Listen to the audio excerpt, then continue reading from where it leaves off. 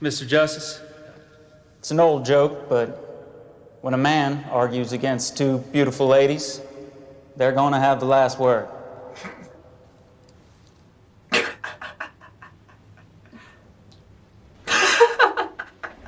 Oh, that is the wrong joke for the wrong time.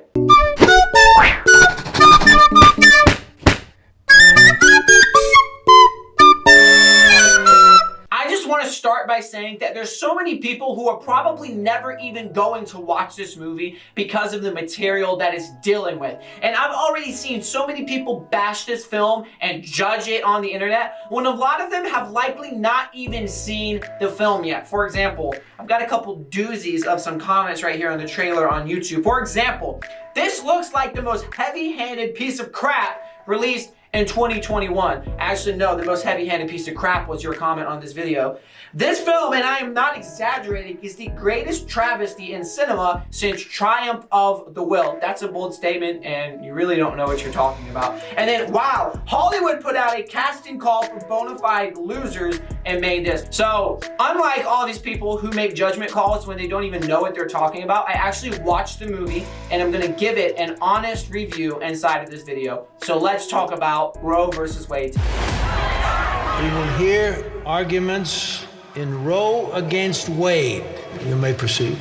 It's obvious that few issues divide the American people more than the topic of abortion, and I would say it's think nearly impossible to make a film about the topic that satisfies both sides of the spectrum. But I think this film has gotten the closest dealing with the controversial topic and accurately portraying both sides and letting both sides speak for themselves. Now, I'm not the only one who's saying this. NBC News itself, although they bashed the film, said despite what some reviewers claim, though, the film doesn't completely vilify the Roe side. If anything, the film hangs out both sides' dirty laundry with equal relish. So I am a very proud pro-life advocate, which does affect the way that I view this film, but I'm going to try to review it as unbiased as possible, rather focusing on the way that the message is presented and the entertainment value of the film rather than the message itself. Harry, with all this public pressure, we've got to get this right. We're going to be remembered for this. Perhaps this is beyond the authority of the Supreme Court. This film is far from perfect, but I think there's a lot of things that they did right. And one of the first things that I think they did right was I believe they genuinely tried to allow both sides to be accurately represented and to speak for themselves. What's amazing to me is most of the film is told through the perspective and focuses on the side of the pro-choice movement. They have the best actors and they have some of the most iconic moments. And although the film is obviously told from an angle of defending the pro-life movement, they do really try to take a neutral stance and allow both sides to speak for themselves. There was actually some genuinely good acting. You have actors like Jon Voight, William Forsythe, Nikki Loeb, Stacey Dash. Let me show you guys some of my favorite clips of what I think was some of the best acting in the film. Because when a woman is at her wit's end and she has no one else to turn to, when she's too frightened to tell her family or fears going to the butcher, when she breaks down in tears, crying out for her savior, and when your God can't help her, Kenneth, who do you think she's crying for? I'm just about able to see. It's dark around me, but what I want more than anything is to see my mommy.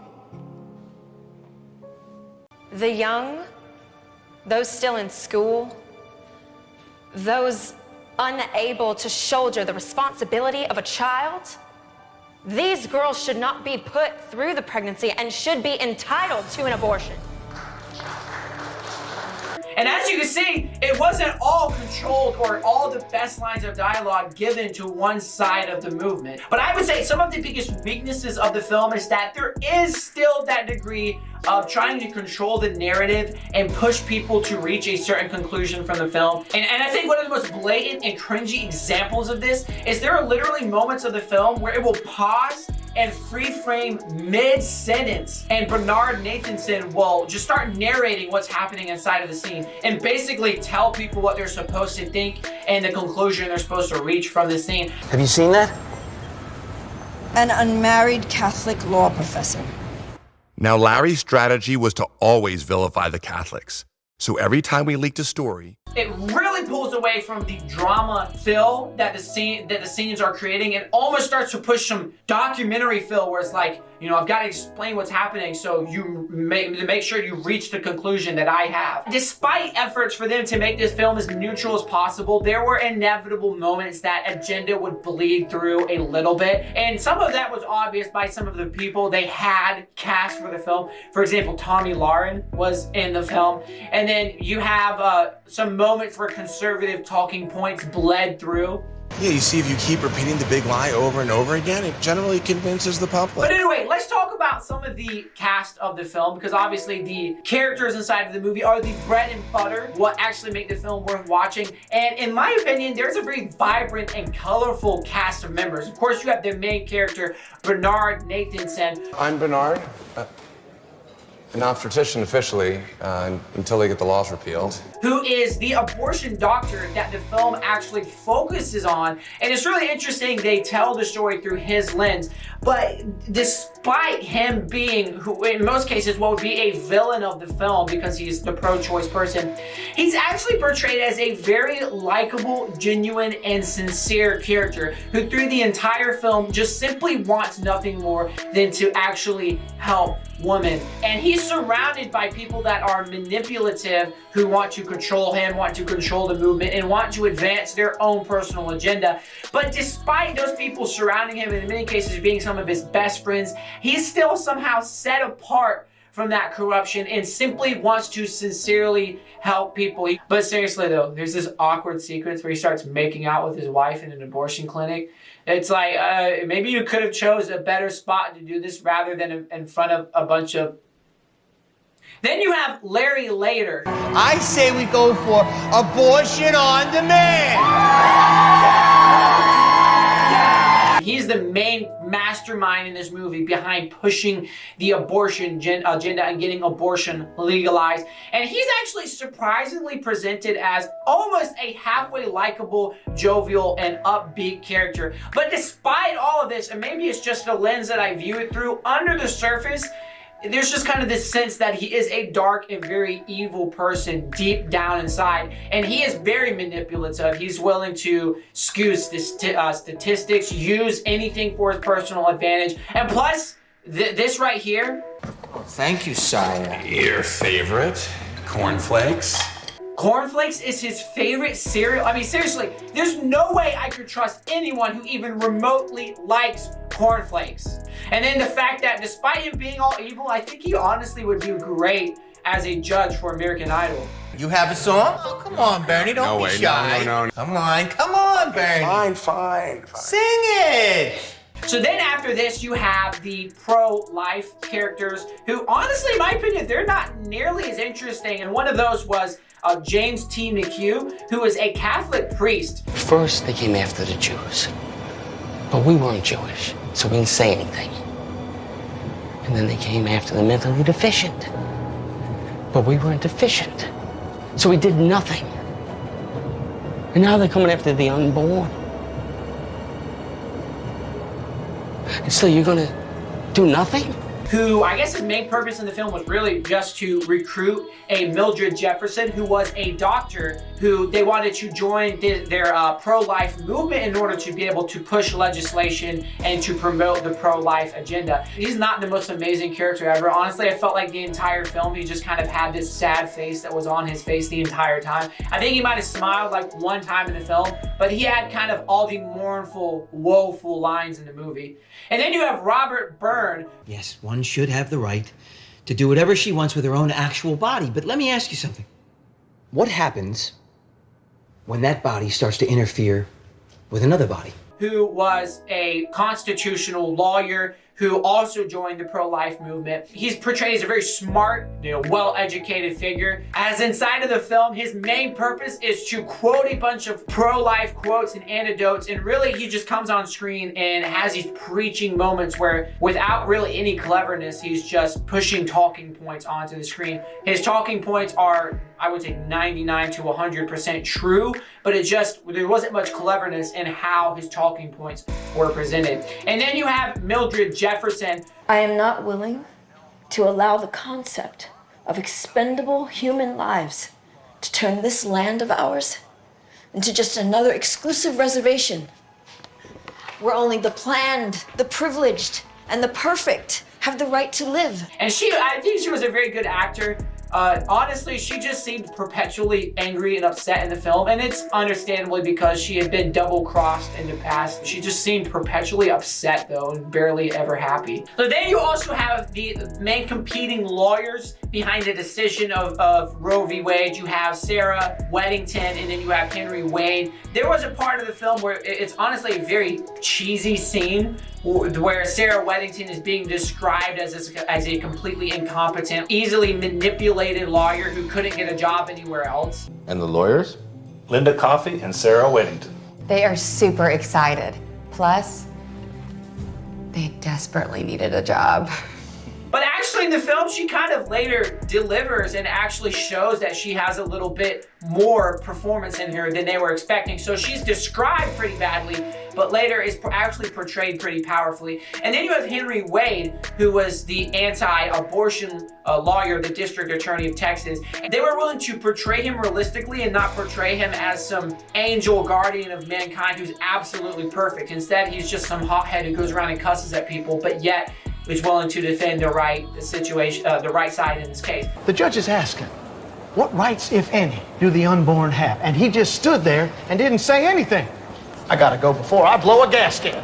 So the first 15 minutes of the film actually is completely focused on the pro-choice movement, specifically Bernard Nathanson. We start off by learning a little bit of his motivation for why he's such an advocate for abortion, and that is because in the past, his girlfriend became pregnant and he procured an abortion for her, which it's implied in the film ultimately led to her death because of the unsafe abortion procedures that were due to abortion being illegal. And so he becomes a doctor so that he can provide safe abortions for other women in the future so no one has to go through what he went through. I never thought I would lose Ruth. I became a doctor to make sure no girl ever had to go through that again. So he goes through the process of becoming a doctor, does the little, whatever it's called, Hippocrates vow.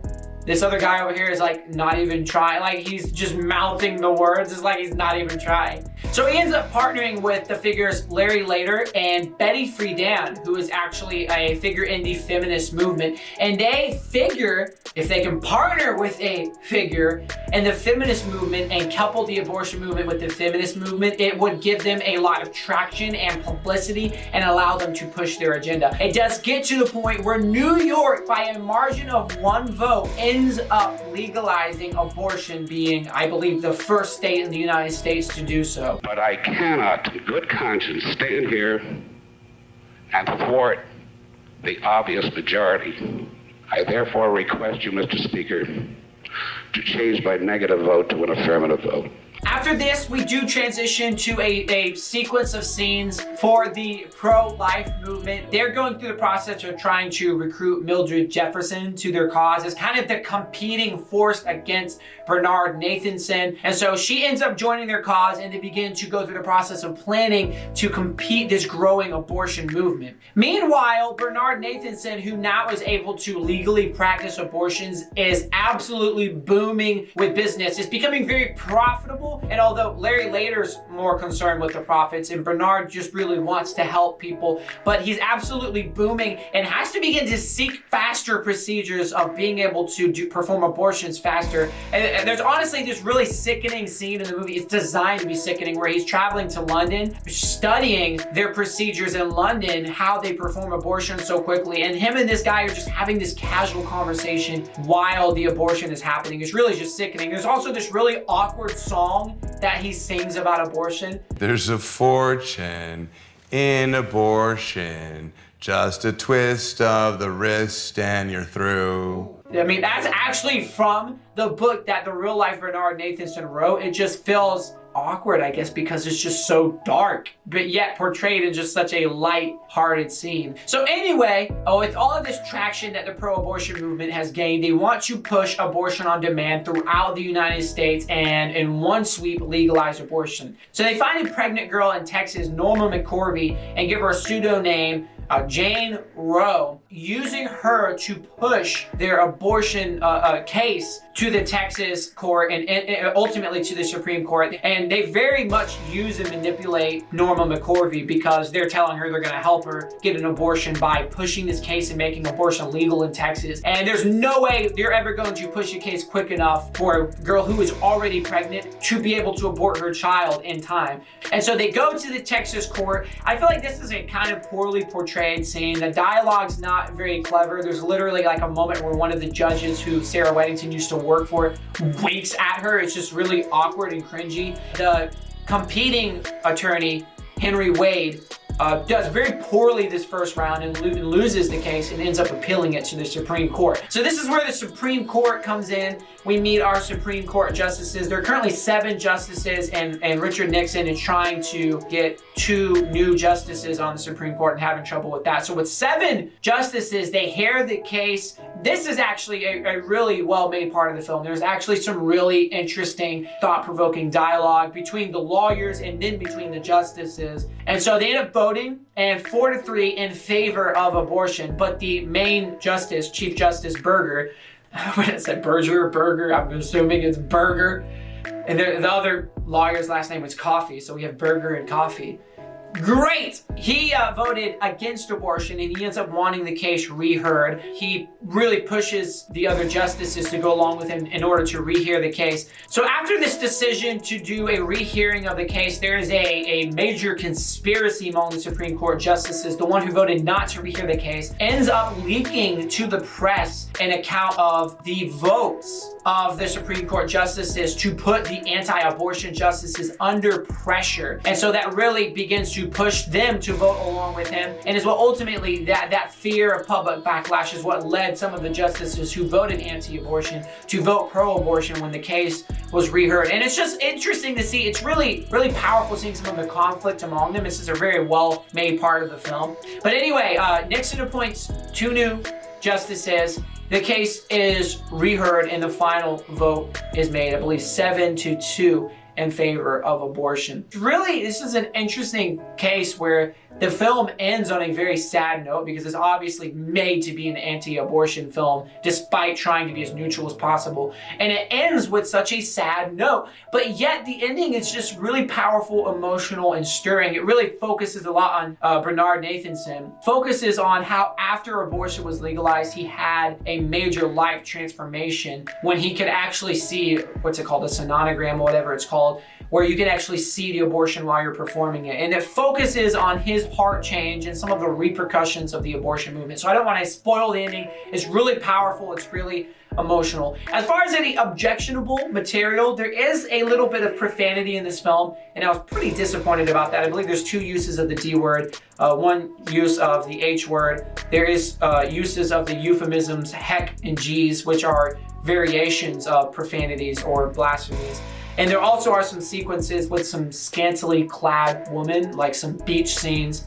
Of course, there is also some graphic images involving aborted fetuses. There are also a couple uses of the word Negro, which, although it's not the crude slang version of that word, it does come across a little bit off. But anyway, all in all, I think it's a very powerful film, one of the best made films on the topic. I think more Christian films need to gather inspiration for how both sides were portrayed in this film, for the way that they portray controversial topics in the future. Very well done, very exceptional. I think, Nicky Loeb needs to, if they ever do any more God's Not Dead movies, he needs to direct them because he did a much better job than they did. And I think you'd be hard-pressed to find someone who does a less biased portrayal of the actual events of what happened with Roe versus Wade. So I want to hear what you guys think. Tell me your thoughts. Subscribe or I'm going to punch you down.